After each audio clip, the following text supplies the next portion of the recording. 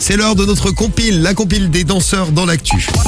C'est la compile du Morning Daddy Full sur Skyrock.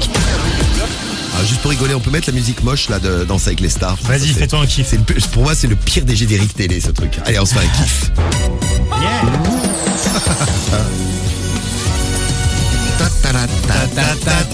Quel est le mec qui a écrit ce truc? En tout cas, il doit se faire des couillons d'or, lui, avec cette musique-là. Danse avec les stars ce matin, avec, pour commencer, tiens, écoutez bien les danseurs. Écoute bien Cariole, est-ce qu'un gars qui fait ça en boîte, ça t'excite? À la place numéro 3 de Numéro 3. compile ce matin.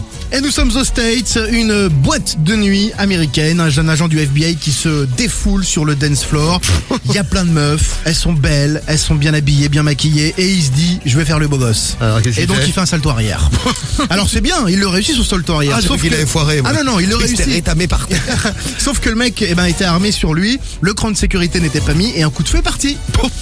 Et le coup de feu s'est logé dans une des belles femmes qui était là, dans la jambe. Dans la jambe d'une Ça fait cliente. très très mal. Alors bon, allez, ces gens ne sont pas en danger, rassurez-vous, elle va très bien. Oh le con. Sauf que il a directement, lui, alors il n'était pas en service, donc il n'avait pas à avoir son arme sur lui, il a été entendu par ses supérieurs, et il aura certainement une sanction, cet agent du FBI. Ah bah oui, le mec il détruit les jambes des gens qui viennent danser.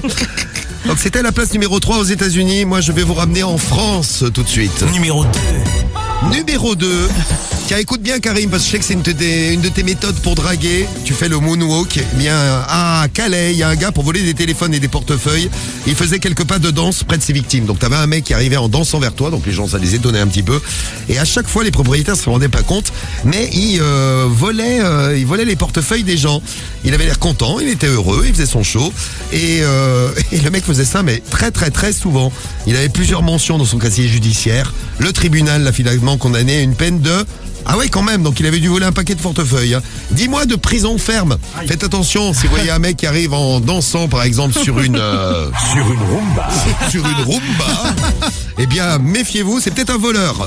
Et à la place numéro 1 de la compile... Numéro 1. Direction chez nos amis bretons, un couple qui s'est violemment disputé justement à cause de l'émission Danse avec les stars. Non. Eh ben si, c'est vraiment très sérieux, c'est dans la presse bretonne.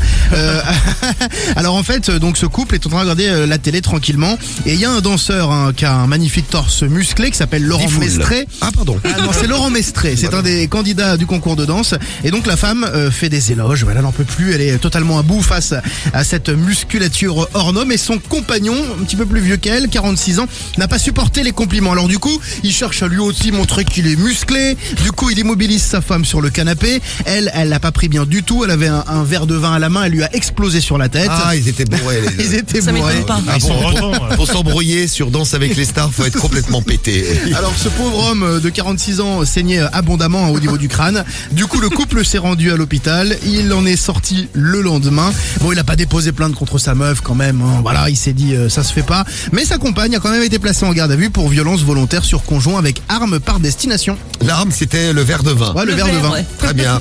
Et ben voilà notre compile, la compile du morning, tous les matins.